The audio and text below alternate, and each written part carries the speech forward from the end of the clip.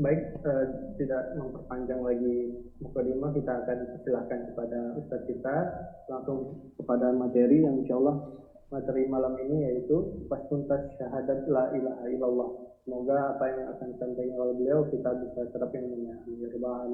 Untuk itu kepada Ustadz kita, Ustadz Ahmad Zainuddin Al-Banjari hafizahullah taala, pada Ustadz kami persilahkan, saya tafadhol masykur. Bismillahirrahmanirrahim. Innal hamdalillah nahmaduhu wa nasta'inuhu wa nastaghfiruh wa na'udzu billahi min shururi anfusina wa sayyiati a'malina. Man yahdihillahu fala mudilla lahu wa man yudlil fala hadiya lahu.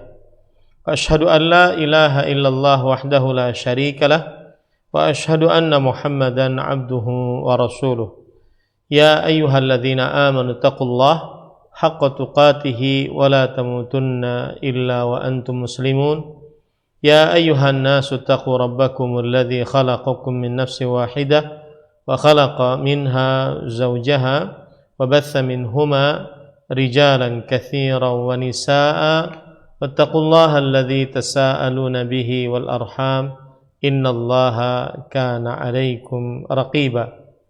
Ya ayyuhalladzina amanu taqullaha wa qulu qawlan sadida yuslih lakum a'malakum wa yaghfir lakum dhunubakum wa man yuti'illaha wa rasulahu faqad faza fawzan 'azima. Amma ba'd, fa inna asdaqal hadithi kitabullah wa ahsanul hadi hadi Muhammadin sallallahu alaihi wa ala alihi wa sallam wa syarrul umuri muhdatsatuha wa kullu muhdatsatin bid'ah wa kullu bid'atin dhalalah wa kullu dhalalatin finnar. Mohon maaf, gambarnya berhenti atau bagaimana?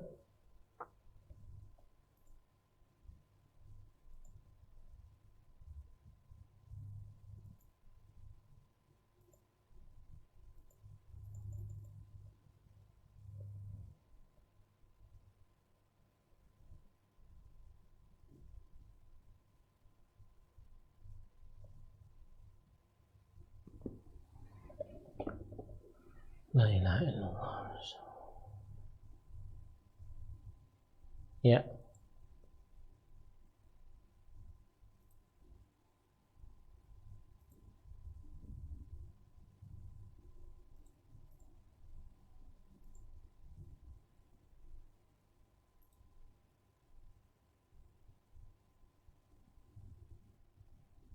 Cek.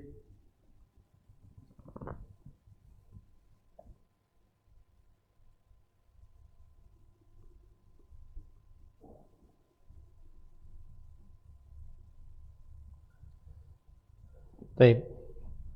Bismillahirrahmanirrahim. Alhamdulillahirabbil alamin wa sallallahu wasallam wa baraka ala abdihi wa rasulih nabiyina Muhammad wa ala alihi wa ashabihi ajma'in. Amma ba'du.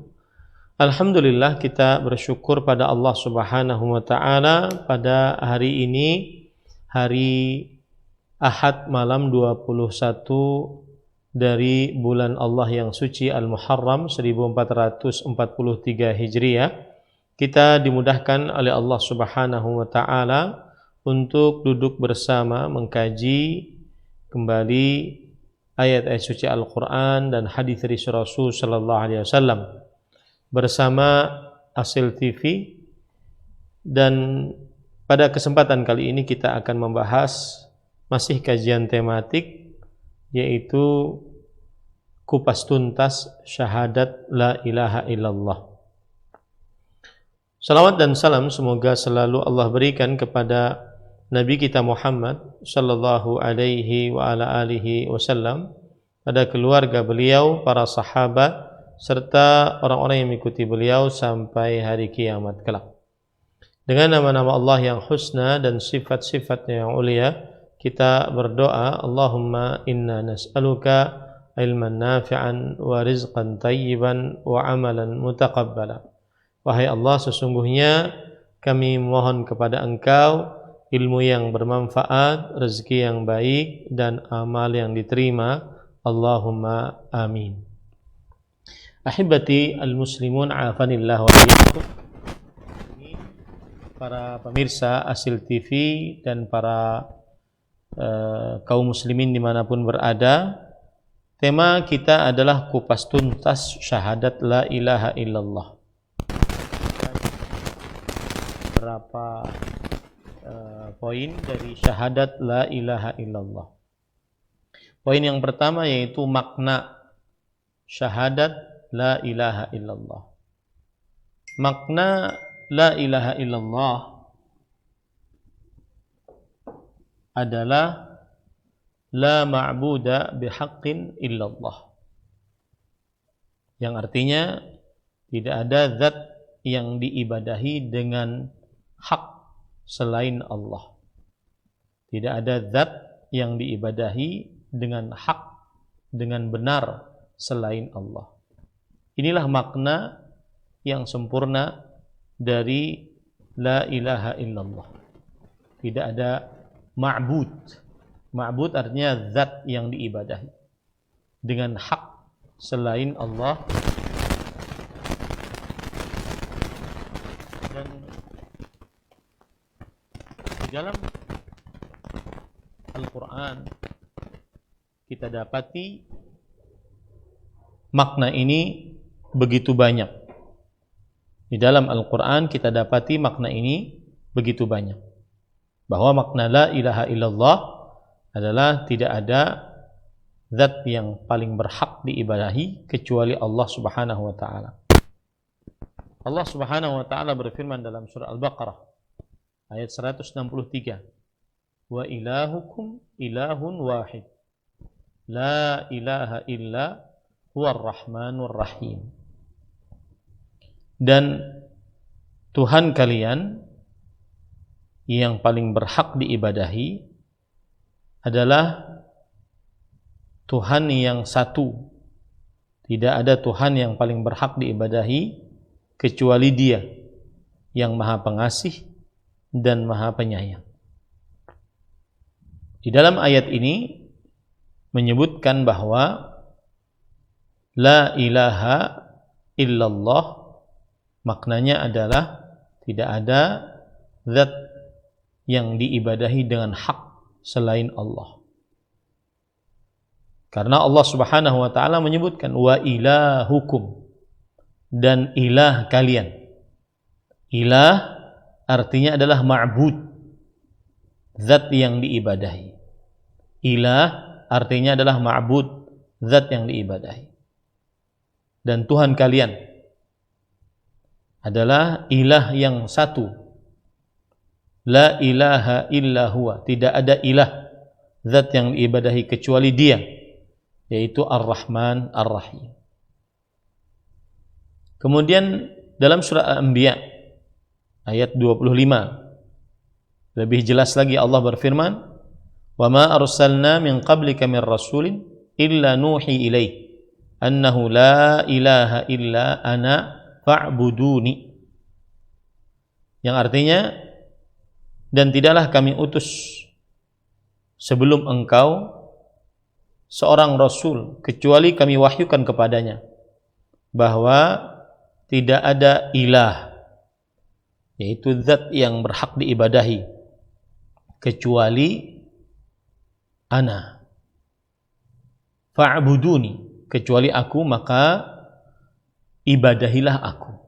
Lihat di situ, ilah erat kaitannya dengan ibadah. Ilah adalah nama Allah dan maknanya adalah ma'bud, zat yang diibadahi. Ini saya ulang-ulang biar paham.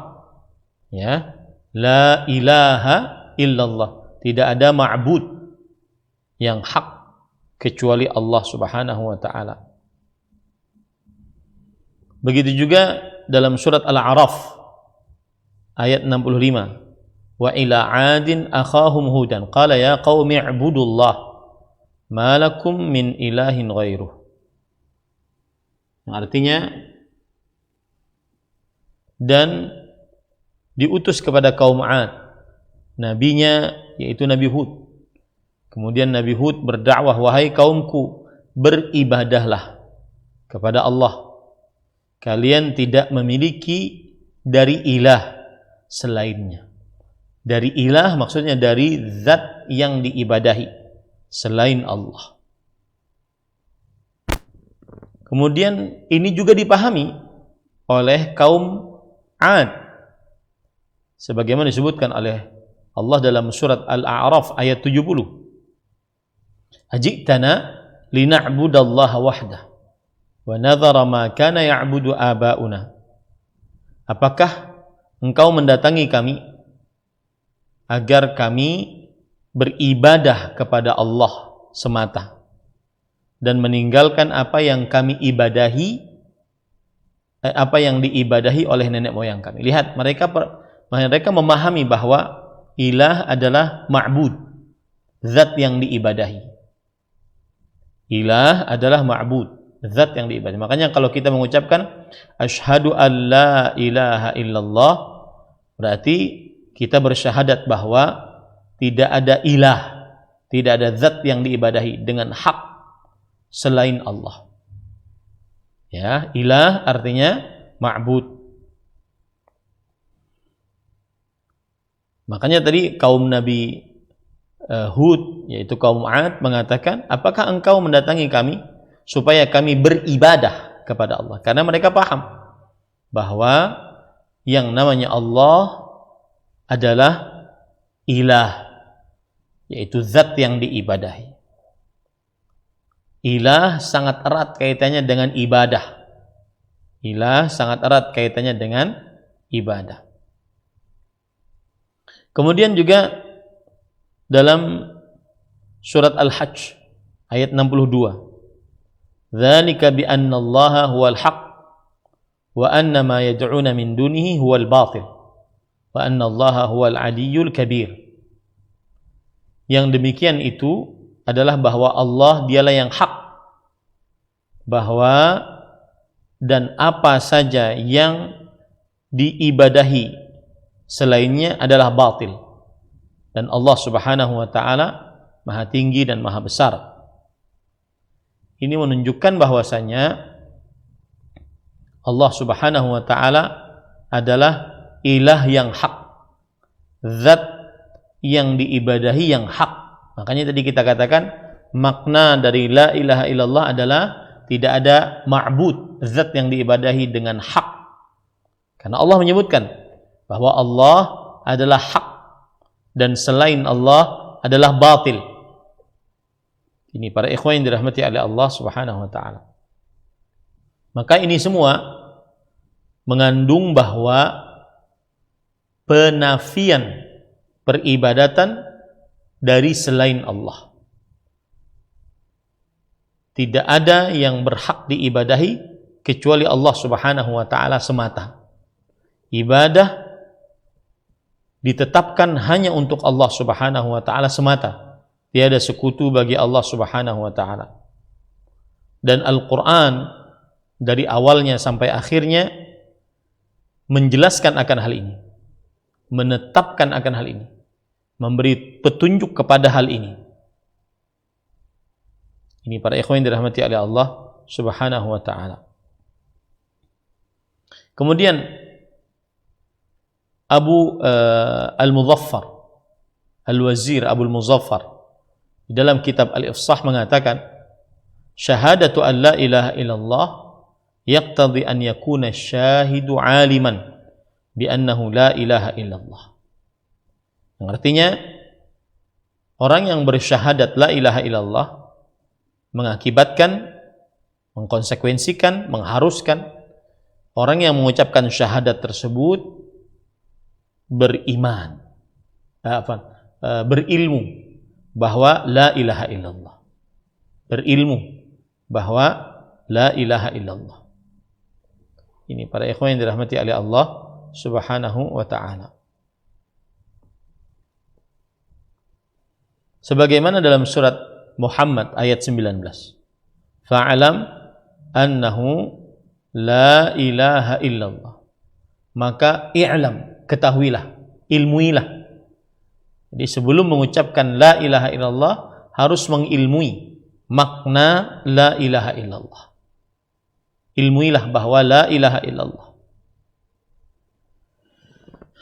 Dan para ikhwan yang dirahmati oleh Allah Subhanahu wa taala, Al-Wazir Abdul Mudhaffar dalam kitabnya Al-Ifsah mengatakan, dan ismu Allah ba'da illa min haitsu annahu al-wajib lahul uli ilahiyah fala yastahiqu ghairuhu subhanahu. Dan nama Allah setelah ilah, la ilaha illa Allah. Nama Allah setelah ilah, nama Allah setelah ilah, ini menunjukkan bahwa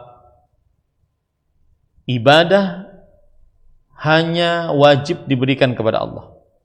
Tidak ada yang berhak untuk diibadahi selain Allah Subhanahu wa taala. Kemudian yang patut kita ilmui juga bahwa jika seseorang mengucapkan la ilaha illallah, maka ucapan ini mengandung kekufuran terhadap taghut, sembahan selain Allah, dan beriman hanya kepada Allah Subhanahu wa taala. Jika orang mengucapkan syahadat la ilaha illallah, maka dia wajib kafir terhadap sembahan selain Allah dan wajib beriman hanya kepada Allah Subhanahu wa taala.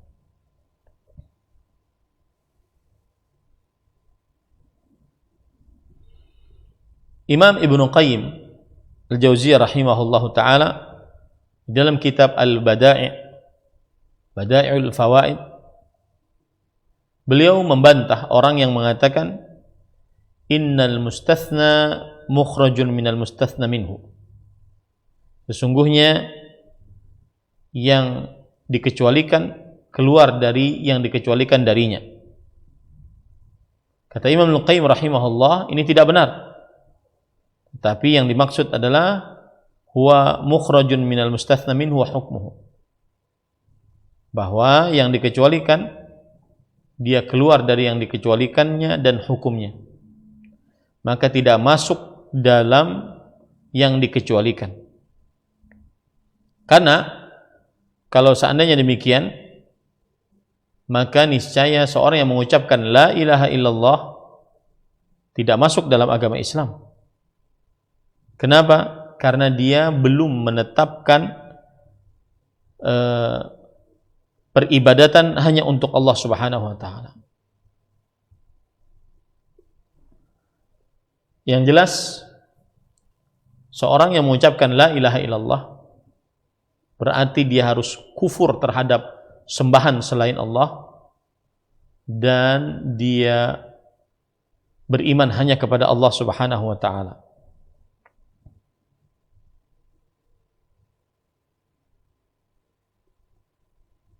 Kemudian kalimat la ilaha illallah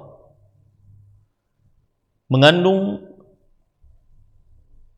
penafian peribadatan atas selain Allah Subhanahu wa taala dan penetapan hanya untuk Allah Subhanahu wa taala, yang mana ibadah tersebut khusus milik Allah Subhanahu wa taala, khusus milik Allah Subhanahu wa taala.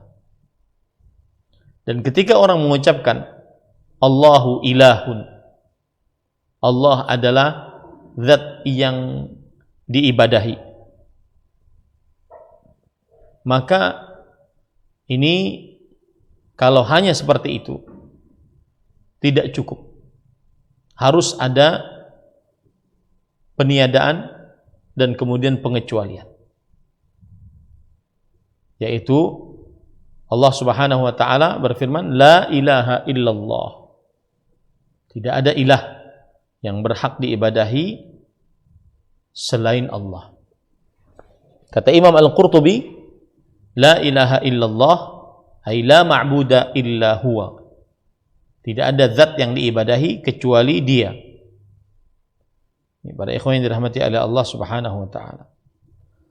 Dan sekali lagi saya katakan bahwa al-ilah artinya adalah al-ma'bud. Al-ilah artinya adalah al-ma'bud, al-muta'. zat yang diibadahi, zat yang ditaati. Sebagaimana perkataan Syekhul Islam Ibnu Taimiyah, al-ilahu huwal ma'budul muta', fa innal ilaha huwal ma'luh, wal ma'luhu huwa alladhi yastahiqqu an yu'bad, wa qawnuhu yastahiqqu an yu'bad huwa bima ittasafa bihi min as-sifati allati tastalzimu an yakuna huwal mahbubu ghayatul hubb, al-makhdu'u lahu ghayatul khudu'. Kata beliau, al-ilah la ilaha. Al-ilah adalah al-ma'bud, zat yang diibadahi. Al-muta' yang ditaati. Karena sesungguhnya al-ilah dia adalah ma'luh, zat yang diberikan ibadah kepadanya. Dan zat yang diberikan ibadah ini adalah berhak untuk diibadahi.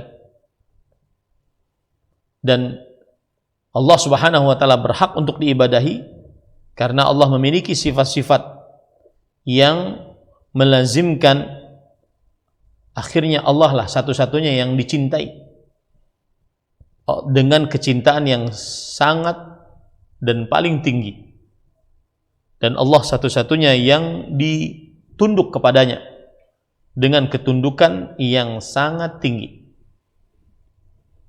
Itulah arti dari makna syahadat la ilaha illallah.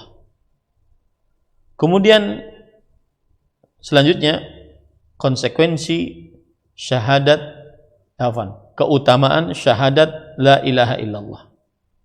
Apa keutamaan syahadat la ilaha illallah? Syahadat la ilaha illallah adalah jalan kemenangan untuk masuk ke dalam surga dan selamat dari api neraka.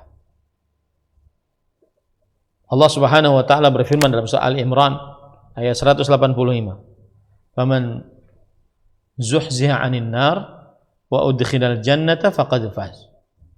Siapa yang dijauhkan dari api neraka, dimasukkan ke dalam surga, maka sungguh ia orang yang beruntung, yang sukses, yang mendapatkan kemenangan.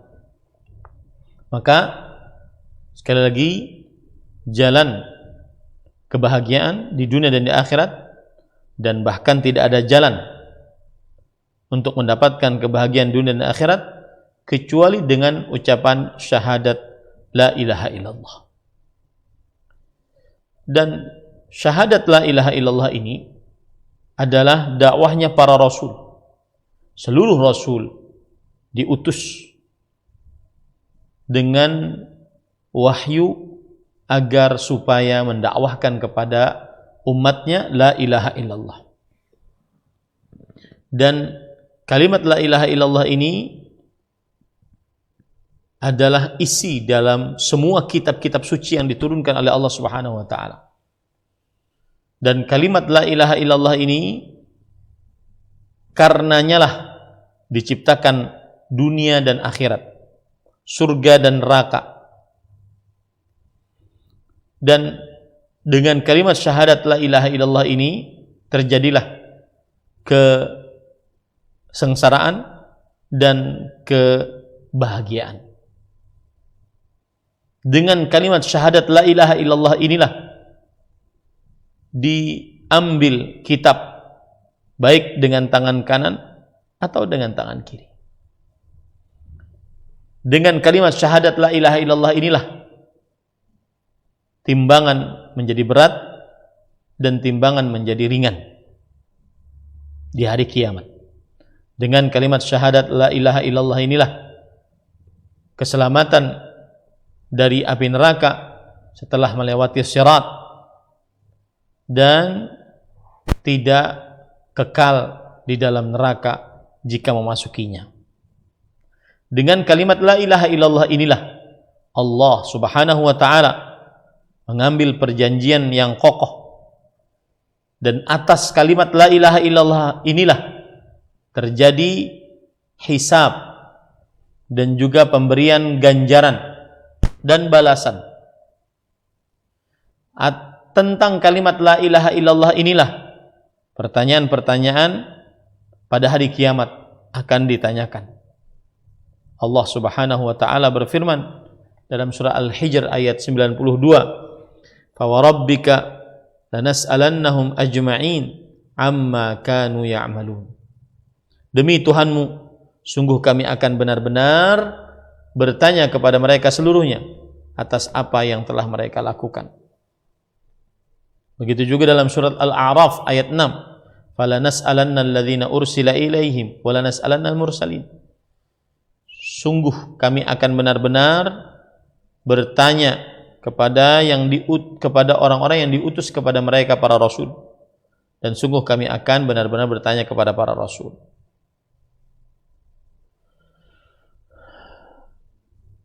Pertanyaan-pertanyaan yang akan ditanyakan oleh Allah Subhanahu wa taala pada hari kiamat di antaranya adalah madza ajabtumul mursalin?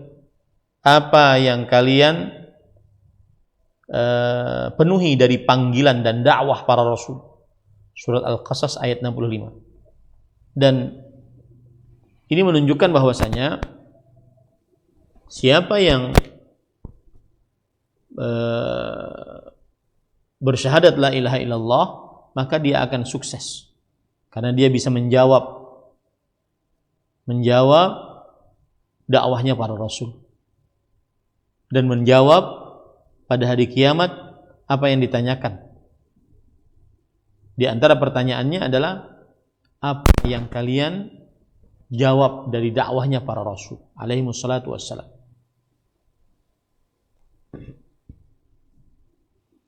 Kemudian ahibati hafizakumullah ta'ala,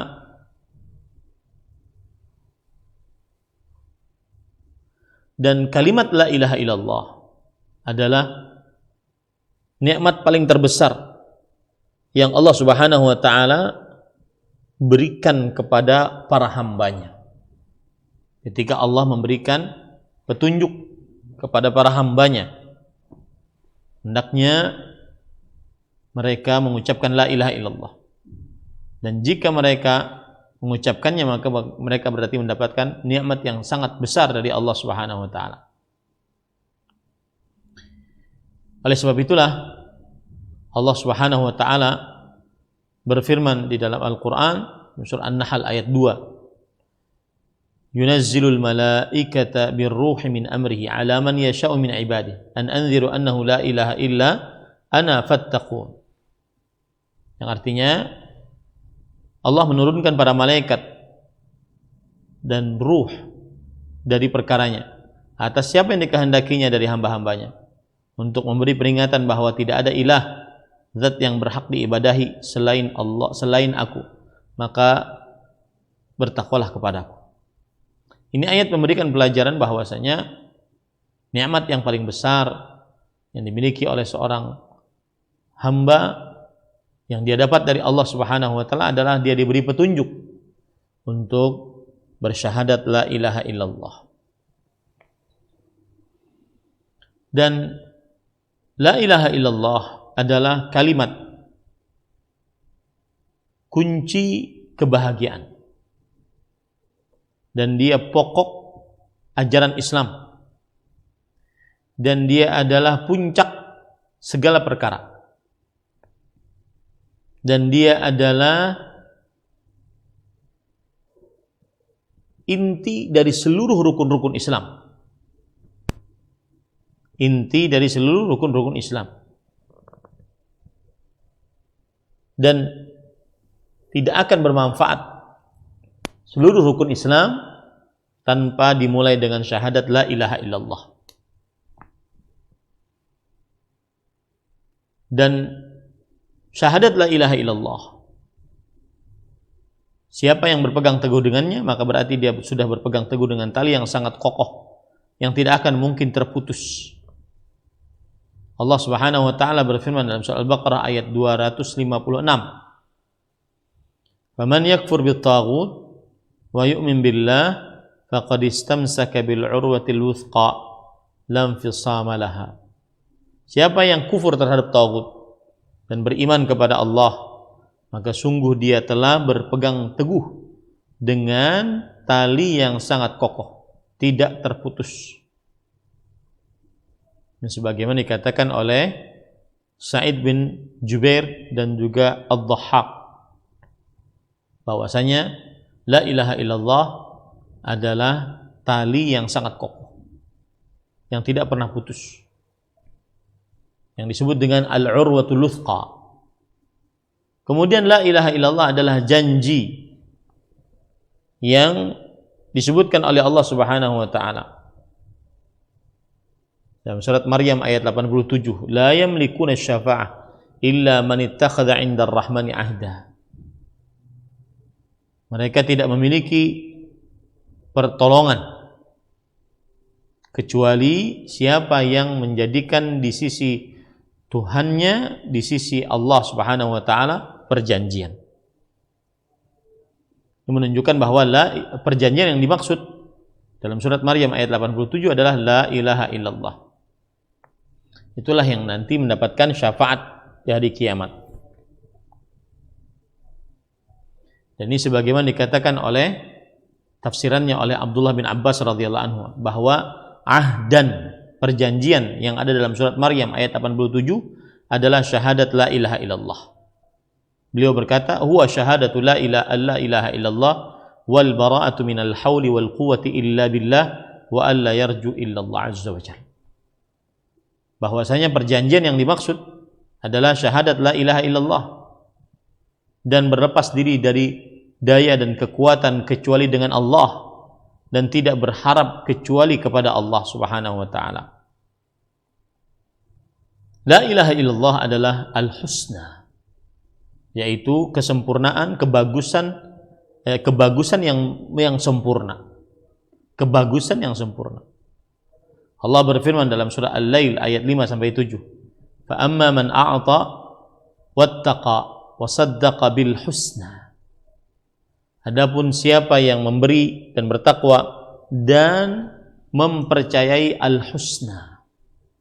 Al-husna adalah la ilaha illallah.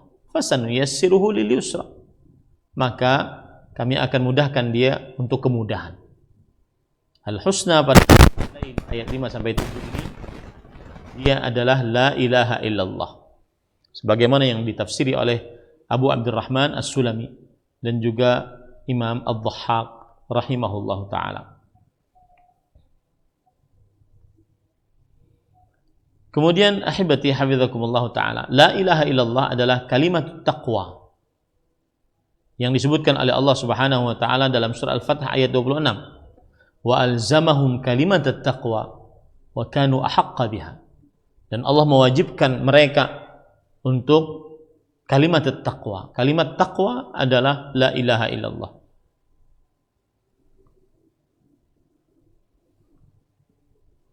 Kemudian kalimat la ilaha illallah adalah ucapan yang tetap. Ucapan yang tetap di dunia dan di akhirat. Sebagaimana disebutkan oleh Allah dalam surat Ibrahim ayat 27. Yuthabbitullahu alladhina amanu bil qawli tsabit. Allah menetapkan untuk orang-orang yang beriman dengan ucapan yang tetap. Ucapan yang tetap di sini adalah la ilaha illallah. Fil hayatid dunya wa fil akhirah. Di kehidupan dunia dan di kehidupan akhirat. Ini sebagaimana hadisnya diriwayatkan oleh Imam Ibnu Jarir At-Tabari dan juga Imam Abdullah bin Ahmad rahimahumullah dan Imam At-Tirmidzi dengan sanadnya sampai kepada Ubay bin Ka'ab radhiyallahu anhu bahwa Nabi Muhammad sallallahu alaihi wasallam menafsiri al-qaulu tsabit dalam surat Ibrahim ayat 27. Allah menetapkan untuk orang-orang yang beriman dengan ucapan yang tetap. Ucapan yang tetap di sini maksudnya adalah la ilaha illallah.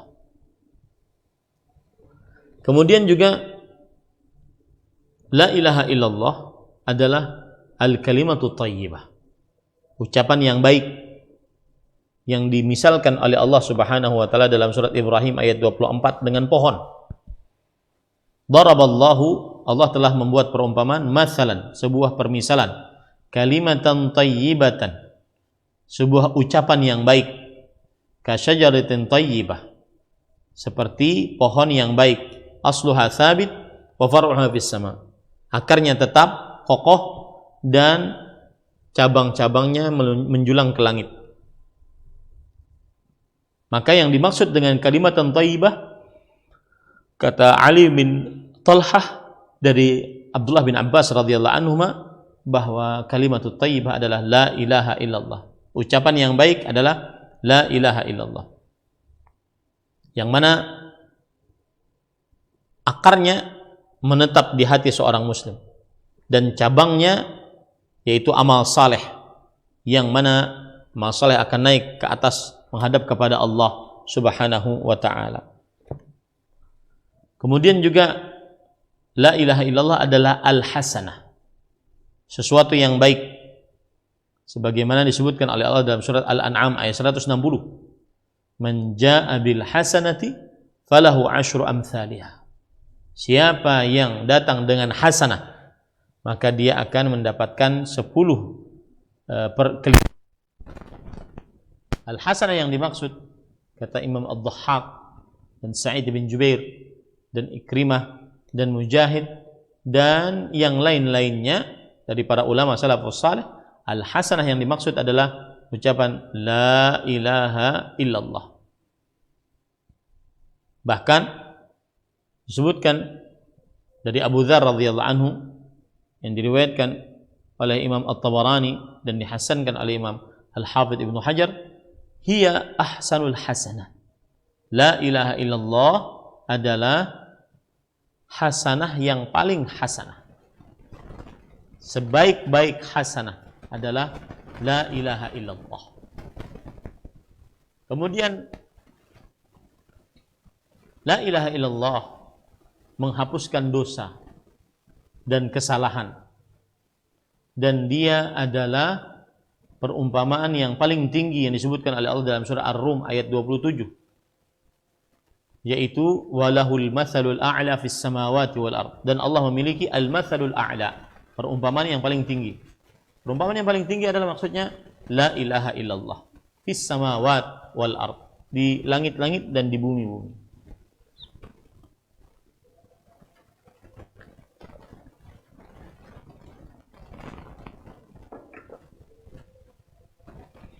Kemudian diriwayatkan oleh Imam Malik dari Muhammad ibn Munkadir bahwa la ilaha illallah adalah sebab keselamatan, sebagaimana disebutkan oleh Allah dalam hadis riwayat Muslim, oleh Rasulullah SAW dalam hadis riwayat Muslim. Rasulullah SAW bersabda, ketika seorang mendengar azan lalu dia mengucapkan asyhadu an la ilaha illallah, faqala sallallahu alaihi wasallam kharajat minan nar. Ketika seorang muadzin mengucapkan asyhadu an la ilaha illallah, maka Rasulullah SAW mengatakan, sungguh la ilaha illallah mengeluarkan dari api neraka. Dan juga di dalam hadis dari Ubadah bin Samit radhiyallahu an, Rasulullah sallallahu alaihi wasallam bersabda, man syahida an la ilaha illallah wa anna Muhammadan Rasulullah harramallahu alaihi nar. Siapa yang bersyahadat la ilaha illallah dan bersyahadat Muhammad sallallahu alaihi wasallam adalah Rasulullah sallallahu alaihi wasallam, maka Allah telah haramkan pasti atasnya neraka. Kemudian dalam hadis syafaat, orang yang mendapatkan syafaat diantaranya adalah orang yang mengucapkan la ilaha illallah,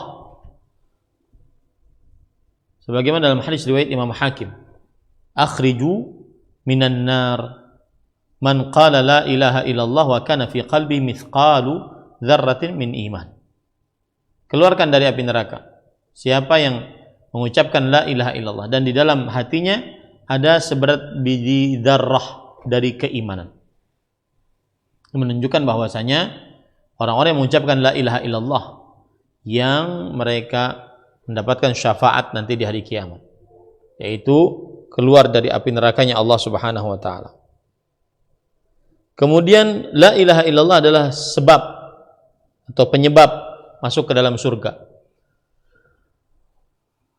Sebagaimana dalam hadis riwayat Imam Bukhari dan Muslim dari Ubadah bin Samit radhiyallahu an, bahwa Rasulullah sallallahu alaihi wasallam bersabda, man qala asyhadu an la ilaha illallah wahdah la syarika lah wa anna Muhammadan abduhu wa rasuluh wa anna Isa abdullahi wa ibnu amatihi wa kalimatu alqaha ila Maryam wa ruh min wa anna al-jannata haqqun wa an-nara haqqun adkhalahu Allahul jannah min ayyi abwabil jannati tsamaniyati syaa.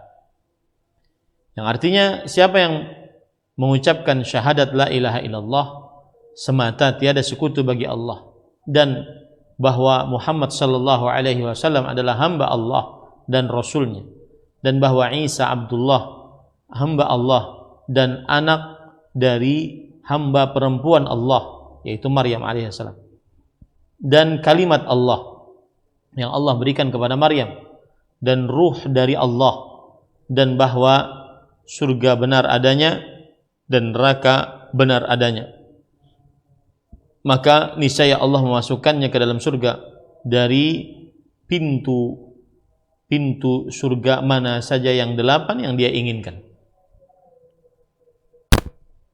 Kemudian ahibati hafizakumullah ta'ala, la ilaha illallah adalah seutama-utama zikir dan seutama-utama yang memberatkan di dalam timbangan seorang hamba pada hari kiamat. Sebagaimana dalam hadis riwayat Imam Ahmad dari Abdullah bin Umar radhiyallahu anhuma, Abdullah bin Amr bin As radhiyallahu anhuma, bahwa Nabi Muhammad sallallahu alaihi wasallam bersabda, "Inna Nuhan alaihi salatu wasallam qala li ibnihi 'inda mautih, amuruka bila ilaha illallah fa inna as-samawati sab' wal aradina sab' law wudi'na fi kiffah wa wudi'at la ilaha illallah fi kiffah la rajahat bihinna la ilaha illallah walau anna as-samawati sab' wal aradina sab' kullu halqatin mubhamah li lafasamathunna la ilaha illallah." Sesungguhnya Nuh alaihi salam ketika berkata kepada anaknya saat kematian anaknya, aku perintahkan engkau wahai anakku untuk mengucapkan la ilaha illallah, karena sesungguhnya 7 petala langit dan bumi jika diletakkan dalam satu piring timbangan dan la ilaha illallah dalam satu timbangan yang lain, maka niscaya akan berat la ilaha illallah. Dan kalau seandainya 7 petala langit, 7 petala bumi di dalam sebuah lingkaran, maka akan dilepaskan oleh la ilaha illallah. Ini adalah keutamaan dari la ilaha illallah. La ilaha illallah juga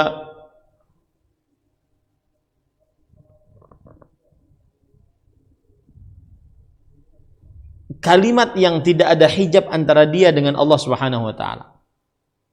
La ilaha illallah juga kalimat yang tidak ada hijab antara dia dengan Allah Subhanahu wa taala. Sebagaimana hadis yang diriwayatkan oleh Imam Tirmidzi dari Abu Hurairah radhiyallahu anhu, "Ma min 'abdin qala la ilaha illallah mukhlishan illa futihat laha abwabus sama hatta tufdi ilal arsh."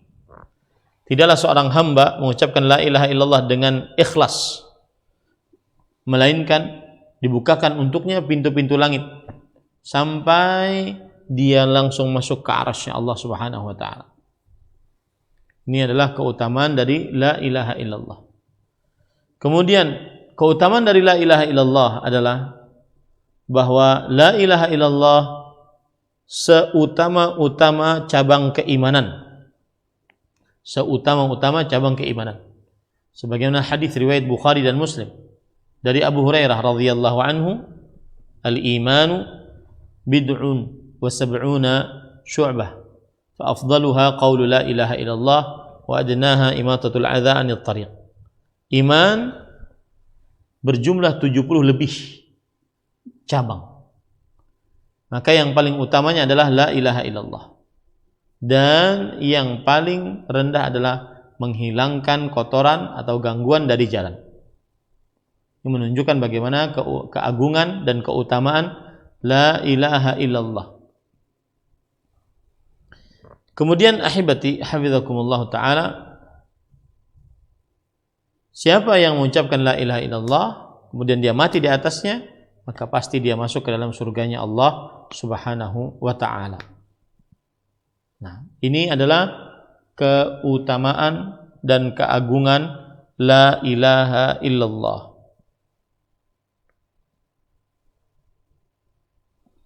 Kemudian para ikhwan yang dirahmati oleh Allah Subhanahu wa taala, waktu sudah habis, sudah jam 20.50 menit. Kita masuk ke dalam sesi pertanyaan. Mudah-mudahan yang disampaikan bermanfaat, dan ini akan terus berlanjut kupas tuntas syahadat la ilaha illallah. Kita sudah 2 poin membicarakannya. Yang pertama yaitu makna syahadat la ilaha illallah, dan yang kedua adalah keutamaan syahadat la ilaha illallah. Nah,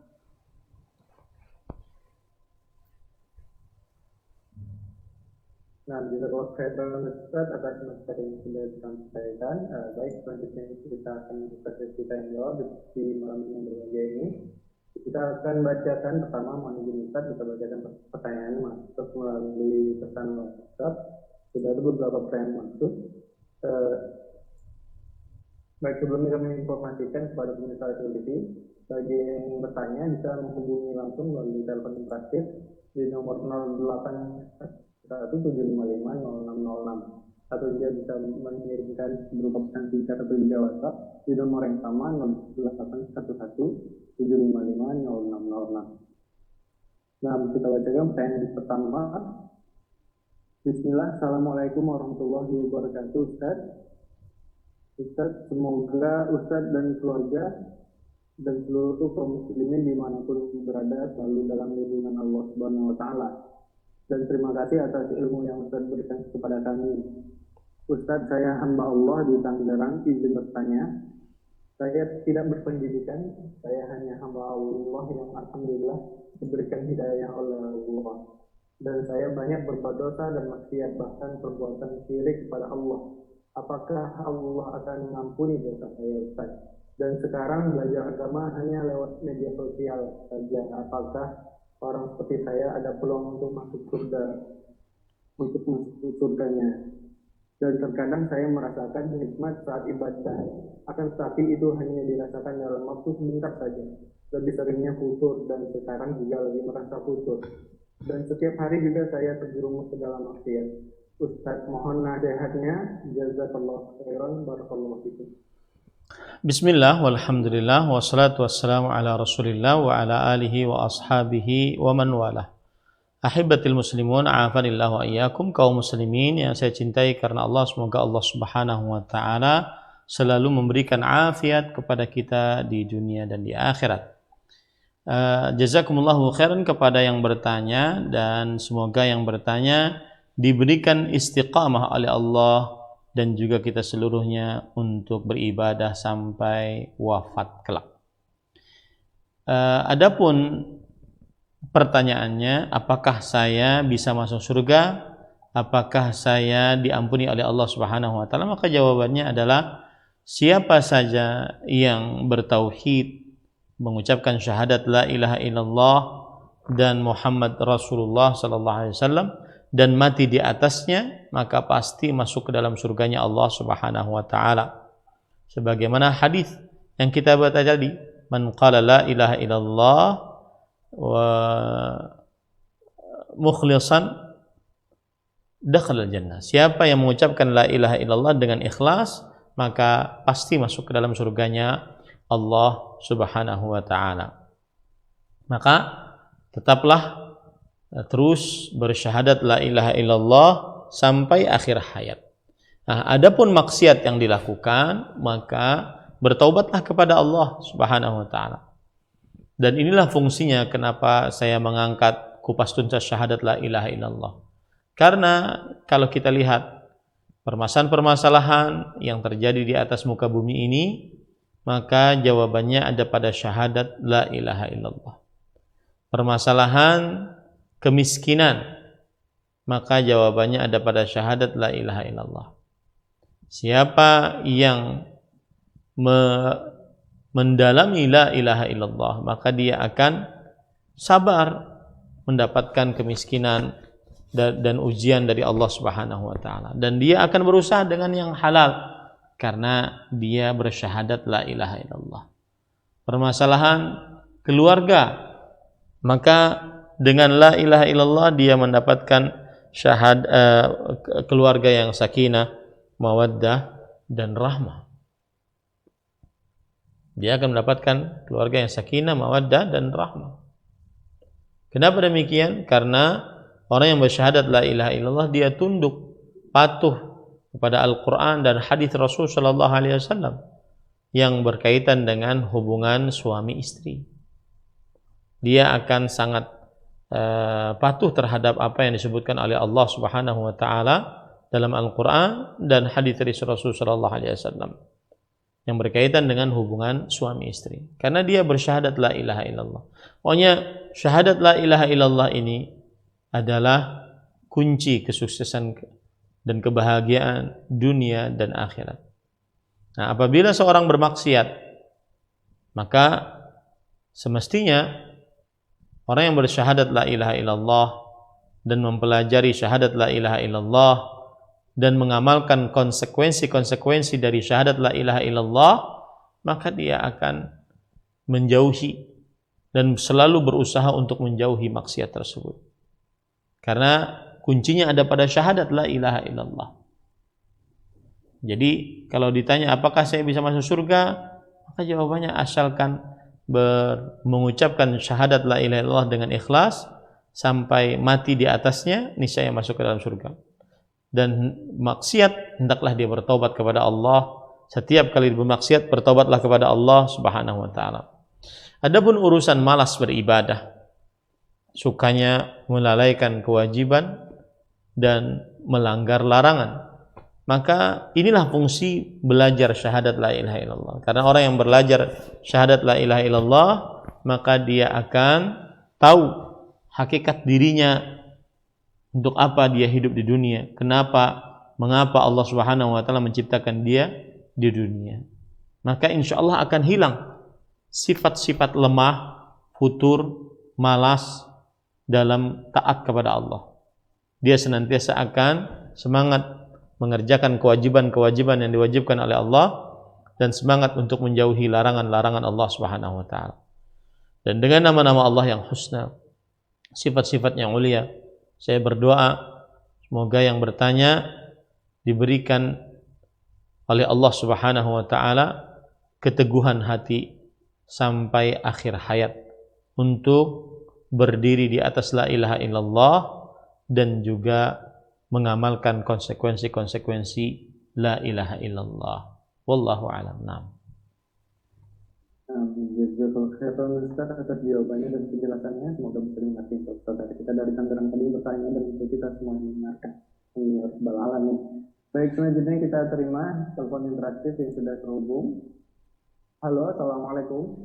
Waalaikumsalam warahmatullahi wabarakatuh. Nah, dengan Bapak siapa di mana? Saya Robani di Jambi. Bapak Robani di Jambi. Nah, silakan Bapak.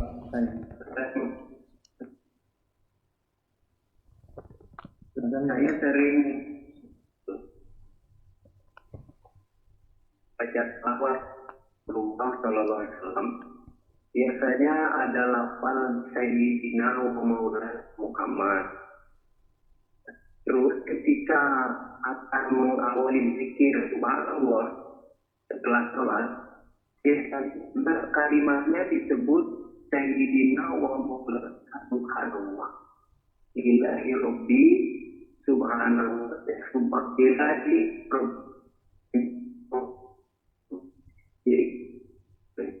teruskan oleh. Mohon maaf Bapak, suaranya tidak bisa kita dengar dengan baik. Mungkin bisa diulangi kembali pertanyaannya. Oh iya. Saya sering mendengar para ustadz di negeri ini biasanya kalau ingin berselawat kepada Rasulullah, biasanya diawali dengan Sayyidina wa Maulana Muhammad. Nah, kemudian ketika mengawali zikir ba'da sholat, beliau juga menyampaikan Ilahi Rabbi Sayyidina wa Maulana Subhanallah.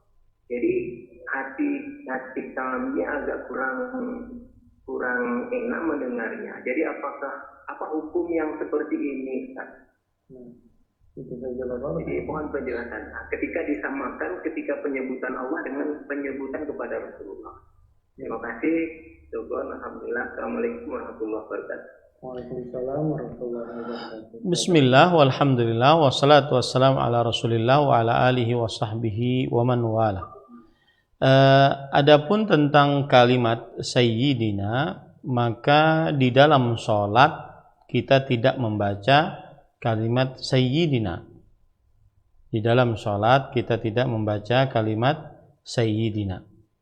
Satu, karena belum ada dalil dari Al-Quran dan hadis Rasulullah SAW kita di dalam sholat membaca kata sayyidina, baik itu saat mau bersolawat, saat tasyahud, atau sesudah membaca tahiyat, ataupun di dalam sholat lainnya, gerakan-gerakan sholat lainnya. Kita tidak dapati ada dalil dari Al-Quran dan hadis Rasulullah SAW mengucapkan kata sayyidina.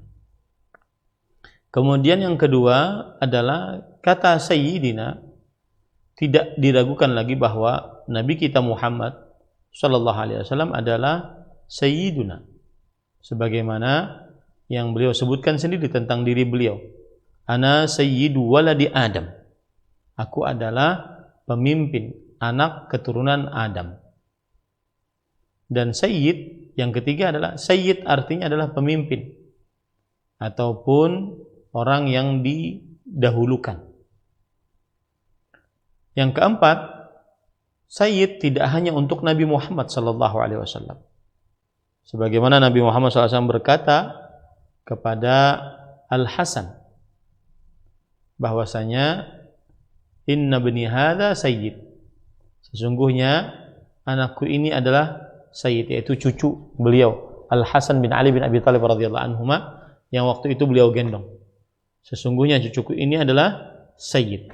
Ini menunjukkan bahwasanya kata sayyid tidak hanya khusus untuk Nabi Muhammad sallallahu alaihi wasallam. Begitu juga Rasulullah SAW pernah berkata kepada para sahabat ketika menyambut orang yang baru datang, qumu ila sayyidikum. Bangunlah, sambut tuan kalian atau pemimpin kalian. Menunjukkan bahwa kata sayyid bukan khusus milik Nabi Muhammad sallallahu alaihi wasallam untuk pengagungan, tetapi tidak diragukan lagi bahwasanya Nabi kita Muhammad sallallahu alaihi wasallam adalah sayyid. Kemudian juga ketika seseorang mengucapkan Allahumma salli ala sayyidina wa maulana Muhammadin, maka tidak mengapa diucapkan itu di luar salat, ya, meskipun salawat yang paling utama adalah yang diajarkan oleh Rasul sallallahu alaihi wasallam. Allahumma salli ala Muhammad wa ala ali Muhammad kama sallaita ala Ibrahim wa ala ali Ibrahim innaka Hamidum Majid wa barik ala Muhammad wa ala ali Muhammad kama barakta ala Ibrahim wa ala Ibrahim innaka Hamidum Majid. Ini salawat yang paling utama. Dan tidak ada kata sayyidina dalam salawat-salawat yang diajarkan oleh Rasul sallallahu alaihi wasallam kepada para sahabatnya dengan lafaz dengan riwayat yang sahih. Kemudian yang adapun pertanyaan bahwa ila sayyidina wa maulana subhanallah, ya, maka saya belum tahu apa lafal yang lengkap yang mereka ucapkan ketika sebelum mengucapkan subhanallah. Tetapi yang saya pahami itu adalah komando untuk berzikir berjamaah setelah sholat. Maka yang pertama, berzikir berjamaah setelah sholat tidak dilakukan oleh Rasul sallallahu alaihi wasallam, tetapi berzikir sendiri-sendiri. Ada yang mengangkat suaranya dan ada yang melirihkan suaranya. Yang mengangkat suaranya tidak mengganggu yang melirihkan suaranya. Adapun dikomando oleh satu orang termasuk ucapan tadi kemudian baru subhanallah, maka ini belum ada hadis yang menunjukkan akan hal itu. Nah, maka oleh karena itu kita harus mengetahui apa konteks mereka mengucapkan itu. Yang jelas itu belum ada contohnya dari Rasulullah SAW, maka ketika selesai seseorang mengucapkan astagfirullah, astagfirullah, astagfirullah, kemudian mengucapkan Allahumma antas salam wa minkas salam tabarakta ya dzal jalali wal ikram, kemudian mengucapkan la ilaha illallah wahdahu la syarika lah, lahul mulku wa lahul hamdu ala kulli syai'in qadir, la ilaha illallah wa la na'budu illa iyyah, lahun ni'matu wa lahul fadlu wa thana'ul hasan, la ilallah mukhlishina lahu din wa lal kafirun, Allahumma la mani'a lima a'tait wa la mu'tiya lima mana' wa la radda lima qadait wa la yanfa'u dzal jadd minkal jadd. Kemudian mengucapkan subhanallah, subhanallah tanpa diawali dengan apa-apa. Karena itu yang ada dalam hadis Rasul sallallahu alaihi wasallam. Subhanallah 33, alhamdulillah 33, Allahu akbar 33, kemudian la ilaha illallah wahdahu la syarikalah, lahul mulku wa lahul hamdu ala kulli syai'in qadir. Kemudian mengucapkan la ilaha illallah 10 kali lagi apabila salat maghrib dan salat subuh. Kemudian setelah itu baru membaca ayat kursi 1 kali, lalu membaca surat Al-Ikhlas, Al-Falaq dan An-Nas. Apabila salat maghrib dan salat subuh maka membacanya 3 kali, 3 kali, 3 kali. Begitu zikir yang dibaca oleh Rasulullah SAW setelah selesai salat. Adapun awalan dari ucapan yang Bapak ucapkan tadi dalam pertanyaan, maka belum kami dapati dengan sepengetahuan kami yang pendek ini. Wallahu a'lam. Naam. Syukur jazakallahu khairan Ustaz atas jawabannya dan penjelasannya. Alhamdulillah cukup sangat jelas sekali penjelasan dari Ustaz tadi. Semoga bisa dimengerti untuk semua kita yang mendengarkan. Baik, selanjutnya kita masih menunggu telepon terakhir dari pemirsa TV di nomor 0811755606. Baik, sembari menunggu telepon yang masuk, kita bacakan pertanyaan masuk melalui pesan WhatsApp. Assalamualaikum Ustaz, ana hamba Allah di Bogor. Semoga Allah merahmati Ustaz dan tim kajian. Izin bertanya, bagaimana syahadat dari seseorang yang hidupnya penuh dengan kefasikan, yang dia sendiri sadar bahwa itu buruk, namun tetap saja dilakukan setiap waktu. Jazakumullah khairan. Nah, silakan. Bismillah, walhamdulillah, wassalatu wassalamu ala rasulillah wa ala alihi wa sahbihi wa man wala. Maka jawabannya adalah hendaknya yang melakukan sebuah kefasikan. Kefasikan adalah kemunafikan akbar ataupun dosa-dosa besar yang dilakukan. Kefasikan adalah kemunafikan akbar ataupun dosa-dosa besar yang dilakukan dan dilakukannya secara terang benerang. Maka wajib bertaubat kepada Allah Subhanahu wa taala sebelum ajal menjemput. Dan Allah Subhanahu wa taala berfirman, alam ya'ni lil ladzina amanu an takhsha'a qulubuhum li dzikrillah wa ma nazala minal haqq wa la yakunu kal ladzina utul kitab min qablu fatala 'alaihimul amadu faqasat qulubuhum wa katsirun minhum fasiqun. Yang artinya, belumkah tiba waktunya untuk orang yang beriman hati-hati mereka khusyuk dengan mengingat Allah Subhanahu wa taala dan apa yang diturunkan kepada mereka dari kebenaran. Dan janganlah mereka seperti orang-orang yang diberikan Alkitab, lalu berlalu waktu yang lama, kemudian kebanyakan dari mereka fasiqun, yaitu berbuat kefasikan.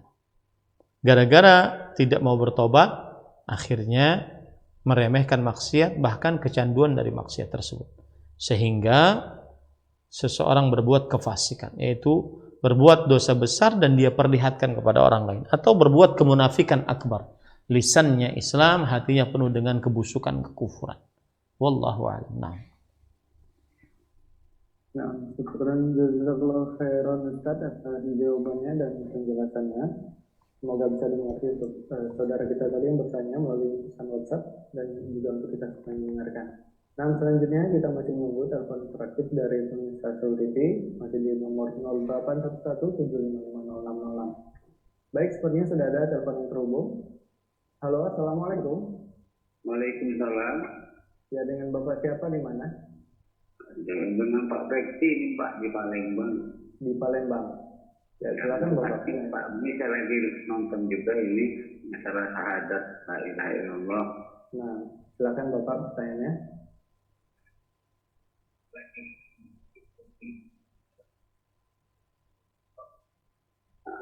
Yang saya tanyakan itu kalau pas sholat pakai kalimat sayyidina itu sholatnya sah nggak Pak Ustaz? Terima kasih Imam Ida Pak Ustaz.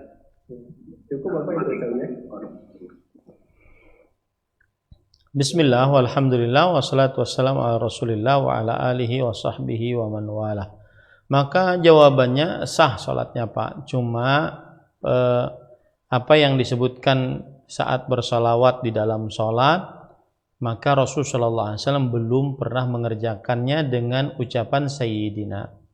Beliau hanya mengucapkan Allahumma salli ala Muhammad wa ala ali Muhammad kama sallaita ala Ibrahim wa ala Ibrahim innaka Hamidum Majid wa barik ala Muhammad wa ala ali Muhammad kama barakta ala Ibrahim wa ala Ibrahim innaka Hamidum Majid.